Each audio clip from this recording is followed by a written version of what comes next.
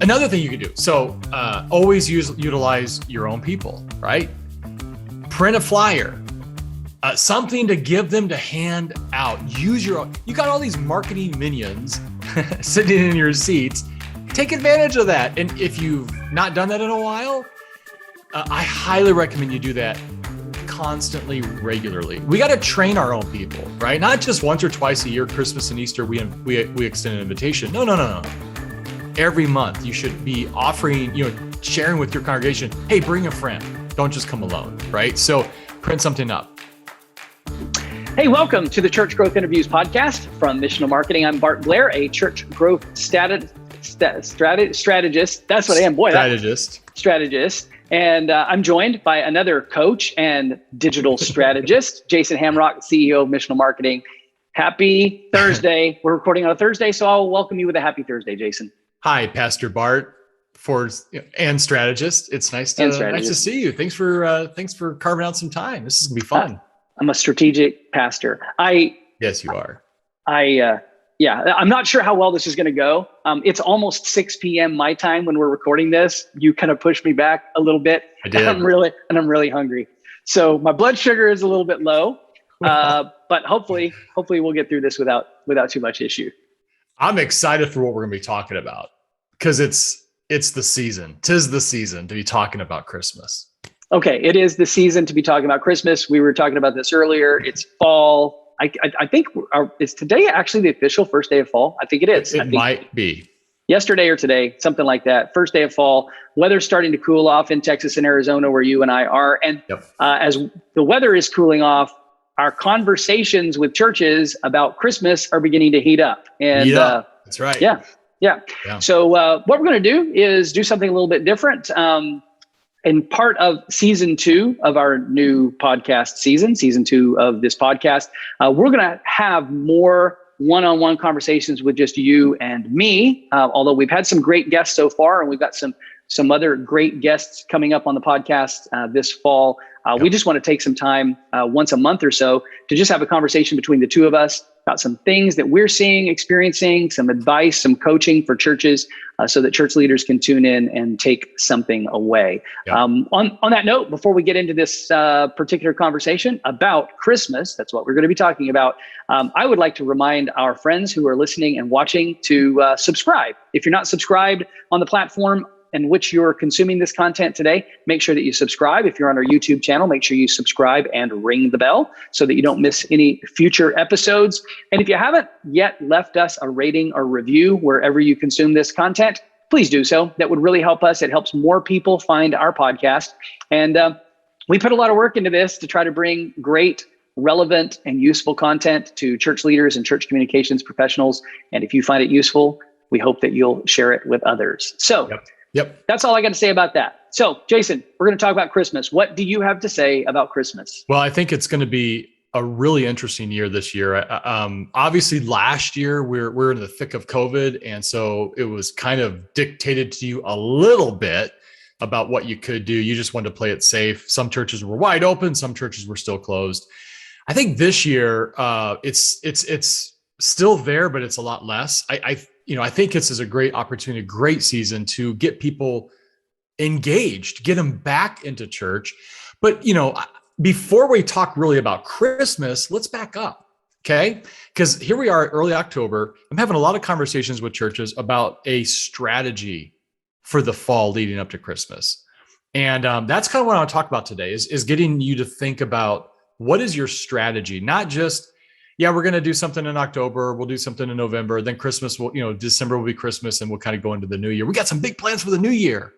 Awesome. But what are you doing now to get people to engage? And so, a lot of churches that we're talking to, you're probably one of them. You've got some opportunities around October, right? To do like a trunk or treat or a fall festival kind of a thing. Easy, low-hanging fruit opportunities for families in the community to come to your property. It's very non-threatening and just have a good time and get to know you. I love those kinds of events because they build a bridge of communication, a connection with somebody that's in your community that may know who you are, but just because they drive by, but they don't really know who you are. And so to me, take advantage of that, but don't just stop there. Take advantage of these families that have come onto your property, have them RSVP, right? It's, no cost, or some churches are paying, it's like a few bucks for each kid to kind of pay for food and stuff like that. Whatever the cost is, just make sure you have an opportunity to collect information so that you can invite them back. What do you invite them back to? Church? Well, maybe, or maybe you move to the next phase, which could be a Thanksgiving kind of a thing, or maybe right after Thanksgiving, you invite them back for, I know one church is going to do a gingerbread making Saturday morning with families. So every family comes in, the kids each get a gingerbread kit, with those little gingerbread kits, and they build a gingerbread house on campus. More connection. And then you invite them to like your Christmas Eve service. You make these intentional connections to get people on your campus. It's a great opportunity, in my opinion, to do that. So I kind of want to paint that picture about what you could do leading up to the Christmas season. Don't just think Christmas, think fall.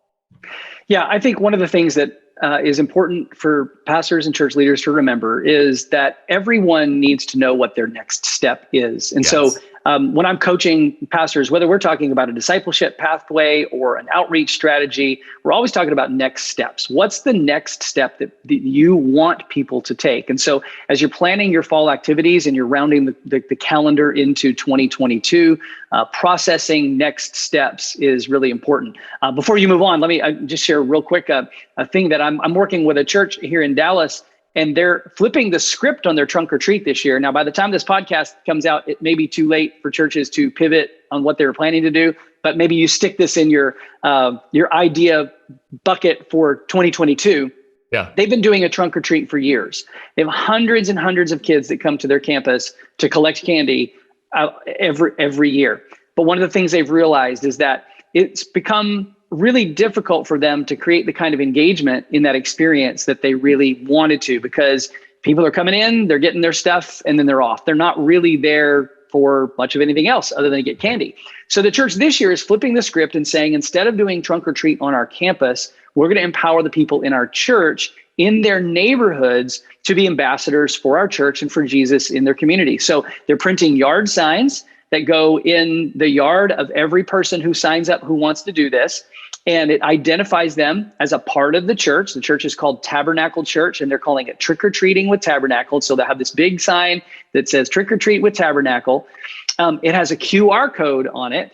And when they go to that house that has the Trick or Treat with Tabernacle sign in the yard, they can scan the QR code and enter to win a prize. And they're going to be doing a drawing when Halloween is over. Now, the reason they're doing this is twofold. One, they really want to encourage the people in their communities to identify themselves as part of the church, right? And to make those connections and be representatives in their neighborhood, not just on the campus of the church building. But the second thing they're going to do is collect probably hundreds and hundreds of email addresses that they will use to promote the rest of their fall activities, to invite people to the next 2 or 3 events. And the conclusion will be Christmas Eve. And when Christmas Eve is done, they'll send them one final email and invite them to come out in the new year in 2022. And then that'll be that. They're only going to use that email list for maybe 4 or 5 drip campaign emails to invite people to the next steps. And then they'll drop it. But they've got some good prizes, a few different prizes that people can sign up for. And that's just something that they're doing that's hopefully going to help them engage more people in their community. So I thought that was a pretty creative idea. I wanted to share that. I love that creativeness, right? My church years ago bought a ton of pumpkins, and they gave them to the members and said, hey, go take 1 or 2 pumpkins. Don't keep them for yourself. Think about that one person you want to invite and go to your house for Halloween and go deliver the pumpkin to them and say, it's a gift from my church, and I just want to invite you over for, at our driveway, and just build relationship at that point. I like both those. I think that's a really good, really creative idea. That's neat. So let's follow up what you just shared there with maybe a little bit of strategy. So we're a digital marketing company. And so we spend a lot of time with churches talking about how to leverage digital tools for more outreach. So a church has put together their fall plan. They've got an activity in October, maybe something in November. They've got maybe a couple of things happening in December. What do you suggest churches do to leverage their digital presence and their digital tools to actually get people connected to those events and activities? Yeah, well, I made a list. I'm going to check it twice. See what I did there? Okay. I did. Christmas. Okay. All right. So first of all, when you're thinking about, when you're creating these events, obviously be very mindful of guests, right? You want to be an inclusive kind of, you want everybody to be able to come, but you want to speak language that they would understand. So that's just a communication director wearing his hat going, make sure it's really targeted to outside people. Probably going to build a landing page. I always highly recommend anytime you have any kind of an event, you create a really good, solid landing page. What that landing page is, so to define that, it's your URL / Harvest Festival or Christmas or Easter. It's a landing page. So if you're having QR codes or you're doing some digital advertising, you're driving traffic to that landing page. So let's talk about that landing page. Here's what I always recommend. Take the time to build a really, really, really solid landing page that has lots of information and call to actions I'll talk about in just a second. But what you want to do is you want to create one where you could just build templates after the fact. So if you take the time to build it right the first time, all you have to do is like duplicate it for Easter. Don't start from scratch, right? So on that landing page, I highly recommend, obviously all the information about it, but I highly recommend a video or two, right? About what's going on. Maybe you do some sermon snippets, like the best of what your pastor has preached recently. Have that on that page somewhere. Have great call to actions. Get the user clicking, certainly planning a visit to come join your church. But I'm a big, huge fan, and so are you, Bart, of gated content. So if it's something around like Harvest Festival, maybe it's a little block of information that says like, the ultimate guide to building the best pumpkin or carving the best pumpkin or something, right? Something creative. Just enter your name and your email address and download now, right? And that PDF would have whatever. I'm making that up totally. But you could talk about all kinds of cool things. You could have that gated content that's download.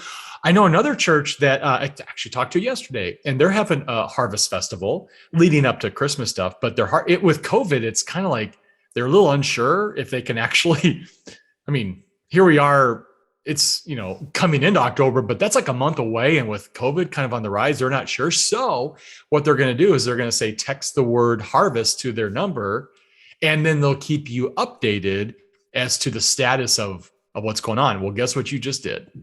You collected a cell phone number that you can keep texting, right? That's phenomenal. So on that landing page, have these other opportunities for people to download stuff or sign up for something or text or watch, have information about children's ministry. If this is about, if it's a Harvest Festival, even if it's Christmas, have information around that, right? A lot of people are, with Christmas, let's just we're talking about Christmas. A lot of people really don't experience Christmas the way that you and I might experience Christmas. A lot of people, they think about the loss of a loved one over the years or whatever. So it's kind of a difficult time. So have information about where they can get some help. So there's all kinds of things you can do on that landing page that can speak to more than just the who, what, where, when, why, and really take the time to build that out right. I would say, one of the easiest times of year to collect people's information as it relates to an event or an activity that you're going to have is Christmas season. So if you're going to do like an Advent concert or you're doing a Christmas Eve service, one of the easiest ways to do that is to promote it as basically you got limited seating. You know you're going to have limited seating, Yes. And have an RSVP system for people who are interested in attending. If your sanctuary auditorium seats 500 and you don't ever get more than 300 or 350 people, it might feel weird asking people to RSVP, but I do it anyway. Yeah. I would ask people to RSVP so that you can collect that information and then have some sort of specific follow-up strategy. It doesn't have to be anything too elaborate, but a 2 or 3 email series follow-up, after Christmas to ensure that you've made some additional contact, before and after that event. You do the same thing at Easter, but that's something that I would recommend. It's just, gated content is great. One of the things that I, have recommended to churches in the past is if you're going to have a children's program, a special children's program at Christmas or something, ask families to pre-register their children. And if they pre-register their children, you'll have a special gift for their child when their child arrives. Yeah. And this does 2 things. It actually expedites the check-in process because the first time they come, they don't have to fill in all the stuff. All they have to do is put in name and check in their child because they're already pre-registered. And secondly, it gives them that incentive to actually show up because you've told them once you register your child, we're actually going to have something for your child. So I've seen some churches do that in the past. Yeah, love that. Another thing you could do. So always utilize your own people, right? Print a flyer, something to give them to hand out. Use your own. You got all these marketing minions sitting in your seats. Take advantage of that. And if you've not done that in a while, I highly recommend you do that constantly, regularly. We got to train our own people, right? Not just once or twice a year, Christmas and Easter, we extend an invitation. No. Every month you should be offering, sharing with your congregation, hey, bring a friend. Don't just come alone, right? So print something up. Another one would be digital. Can I comment? Well, let me comment on the printing a flyer. Okay. Yep. Just one quick thing. In my previous church where I was pastoring, we would print flyers. We would just print enough for everyone in our congregation to have 2. And we would hand them out 2 weeks in a row. And I would stand up front and I would hold the flyer and I would explain, we've given you this flyer. It's not for you. It's for someone that that we don't know. And so please use this flyer to invite a friend, a neighbor, a colleague, a coworker, a relative, someone. Mm-hmm. And the cost of printing flyers is really not that great. The cost of mailing flyers is a different story. And so let's talk a little bit about the digital flyer, Google Display Network. That's what you wanted to talk about next, right? How was that transition, that segue? Yeah, that was nice. That was really smooth there, Bart.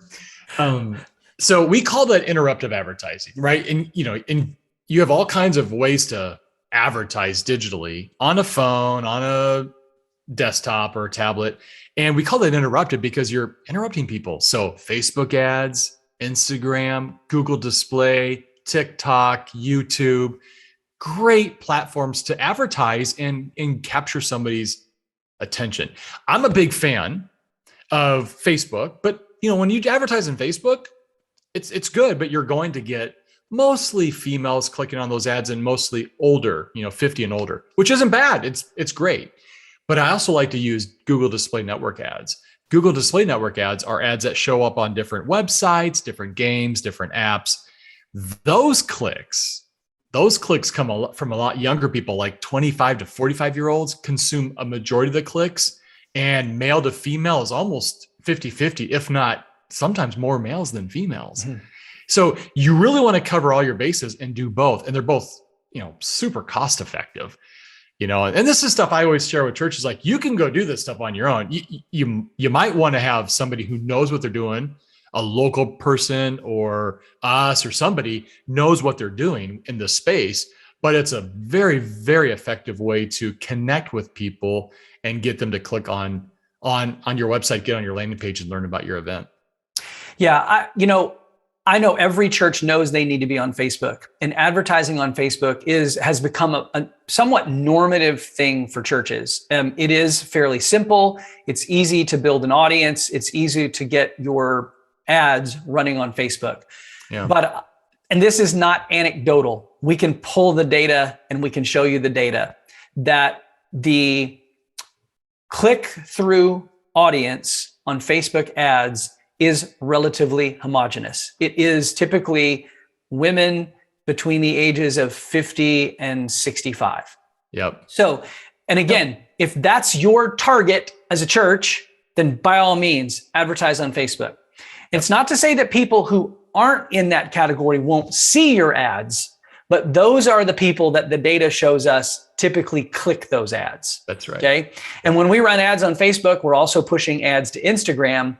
We see very, very few clicks on Instagram because the 18 to 35-year-old doesn't typically click ads on Instagram. That's not why they're there.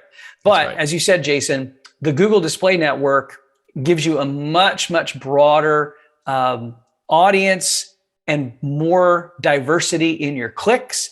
The same with YouTube. YouTube is another great place to run interruptive campaigns. If you're going to run a 15 to 20 second ad that doesn't take a whole lot of production work, right? Something very simple. You can run those same video ads in the Google Display Network and YouTube, and you just got to get people's attention right out of the gate. You want to talk a little bit more about videos? Oh, I love videos. And I don't, so some churches really go deep on going, we're going to have a really cool, polished, produced video. Awesome. Because you might want to share that on your platforms or certainly show it in church.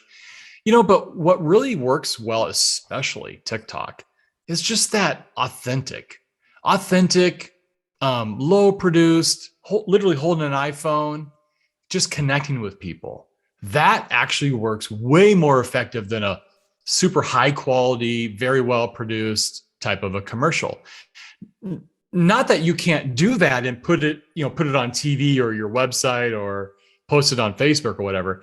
I'm just saying, I think it's a lot more authentic and real when you're just kind of like being yourself and literally standing outside or, in a hallway or something like that, and just be real. To me, that has proven to work well. I mean, over the course of a year, we push out, with Google and everything we do, we push out millions of ads. We've got a lot of data that's come back to tell us what works and what doesn't work. Yeah, I agree with you wholeheartedly on that. Some of the best YouTube ads that I've seen churches run were pretty much cell phone videos. And a big part of the reason I believe they perform well is that people are kind of immune to commercials. So if I'm watching a YouTube video and a commercial comes up, I'm just waiting to skip. If I'm scrolling through Facebook or Instagram or, some other platform, and I see something that's highly polished and produced, I recognize it's an ad, and I have trained myself to mute the ad or skip the ad at my first opportunity. But if the ad is an authentic handheld cell phone video, I'm much more likely to pay attention for just a minute to figure out who it is and what they're actually talking about. I will say this, obviously our phones these days carry pretty incredible video equipment in them. And so the production quality of your video is actually going to be pretty good, even though you can tell it's a cell phone video. It is important to invest in audio equipment of some sort because people will be forgiving of a bad video, but if they can't hear clearly or understand what you're saying, it kind of ruins the point. So investing in, some kind of microphone, that's the word I was looking for, microphone that you can plug into your phone or that you can connect Bluetooth to your phone, even using the AirPod microphone. I've talked to a pastor who, was during COVID and he had to go to church online. He didn't have a microphone to connect to his phone and he was broadcasting on Facebook. So he took his AirPod and put it on a little stand in front of him and he just spoke into the AirPod. That was because the quality is actually pretty good and it reduces noise and it wasn't too bad. But that audio quality is going to be important so that people can hear and understand what you're saying. It is. Yep. So, and then let's move on, because I think the what's another important component when you're kind of planning this out is, what are you inviting them to back? Like, what's the next thing you're going to bring them back to, right? And so often when I talk to churches, we get into the details of Christmas. I'll say, what are you doing in January? And sometimes the response is, we haven't gotten that far yet. I'm like, oh, you're missing out. What do you mean? Well, okay. You're going to have all these people clicking on ads. We're going to drive a ton of traffic to your Christmas landing page. And then you're going to have a whole bunch of people in your room, right, at Christmas season, Christmas Eve services or whatnot. What are you going to do to invite them back? So even on that Christmas landing page, talk about what you're doing in January. Maybe you're going to have Financial Peace University to pay off all the Christmas debt, right? Might be a good thing to do, or a January sermon series or whatever you're going to be doing there. Start promoting that on that landing page, right?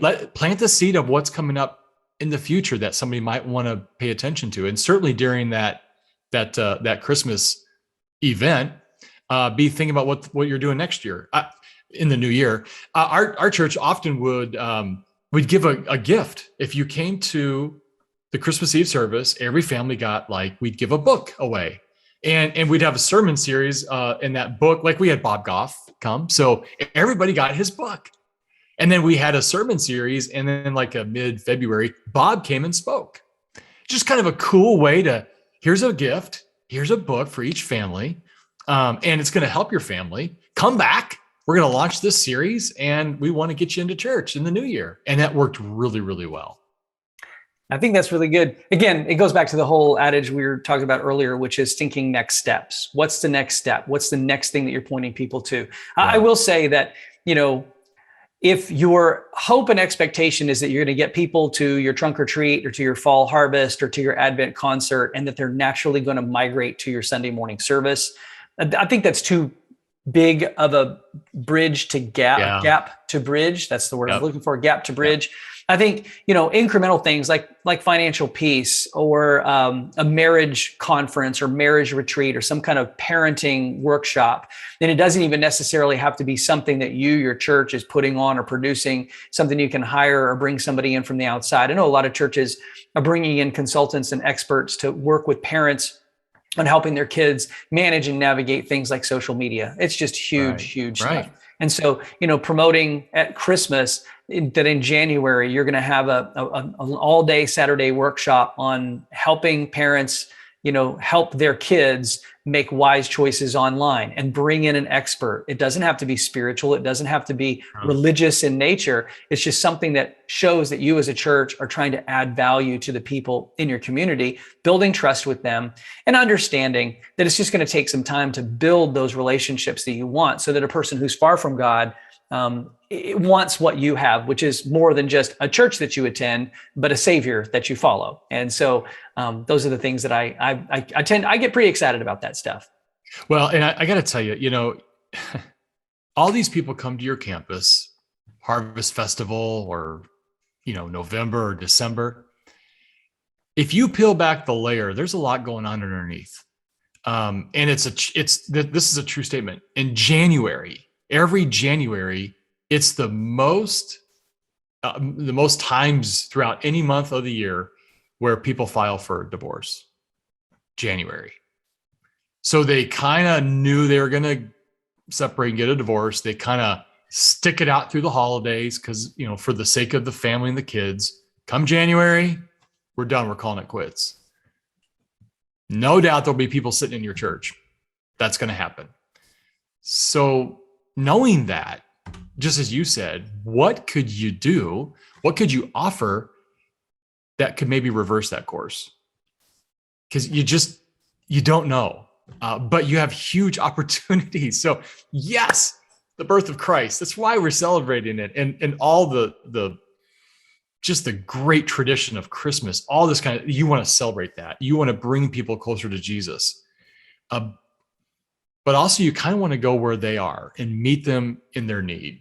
They're sitting in your congregation or they've clicked on your ad, and you have an opportunity to kind of minister to them right there and get them thinking differently. And so just huge opportunities, in my opinion, more than just, it's Christmas. You and I both get to talk to a lot of communication directors, and it's like every week, right, is a big deal. Sunday's coming again, and all these events and all this stuff and everything we have to do. And it seems like Christmas, well, we plan out for that. And then, we get in motion and we're just trying to stay ahead, stay ahead, stay ahead. I want to encourage you, church, slow down a little bit. Slow down and think about this huge opportunity this season. Like last year, not a lot of people showed up in church for good reasons. I think it's going to be different this year. I hope it's going to be different this year. Take advantage of it because you just don't know what people are dealing with. You and I were talking about this. Carrie Newhoff had a guest on his podcast, Rick Warren. And Rick was talking about that next wave of what churches are going to have to deal with their people is grief. They're grieving over all kinds of stuff. And we have to take that seriously. And so this is a great opportunity, a great season to be mindful of that. Absolutely. Well, Jason, we have covered a lot of different things. I hope that it was logical and helpful for our guests who are listening. If somebody's listening or watching the podcast today, Jason, and they're like, okay, I recognize some of the things that Jason is saying are things that I haven't thought about, and I need some help. What should they do to get help? Well, reach out to us. Go to missionalmarketing.com, and a couple things you can do. You can schedule time. If you click on the lower right, there's like a schedule button. So you can schedule time with me or schedule time with Bart. You can also email us, and this will be in the notes. Our email is going to be there. Be more than happy to have some complimentary time with you to help you and just answer some questions, give you some sound advice. At the heart of who we are, we want to be a teacher. We want to share. We want to educate and equip. So you win. I mean, we care desperately about reaching people and connecting them to Jesus. That is the answer. We think that's best done through the local church, your church. So we're here to help. So that's what I would encourage you to do. Schedule some time with Bart or myself. We got a bunch of great coaches on our team. We would love to just talk with you and offer advice. Absolutely. I think that's a great way to wrap this up. I'm hungry. My dinner is in the oven. I can smell it. So I've been smelling it for like the last 20 minutes. So I'm kind of distracted. You're starting to drool, like just kind of. Yeah, it's all right. Hey, next week, our next episode is going to be an interview with Alan George. And if you don't know who Alan George is, Alan George used to be on staff at Life Church in Oklahoma. He was the director of their church online platform, and just a really, really awesome guy, really super bright. And we're looking forward to sharing that interview with you, our guests, our listeners, our friends, our fans, however you categorize yourself. Thanks again for tuning in. Again, if you haven't left a rating or review and you're not subscribed, make sure you take care of those things. And if you need help planning your Christmas promotions, doing digital ads, or just want to bounce some ideas off of someone, make sure that you reach out and schedule time to meet with us. We'd love to meet with you.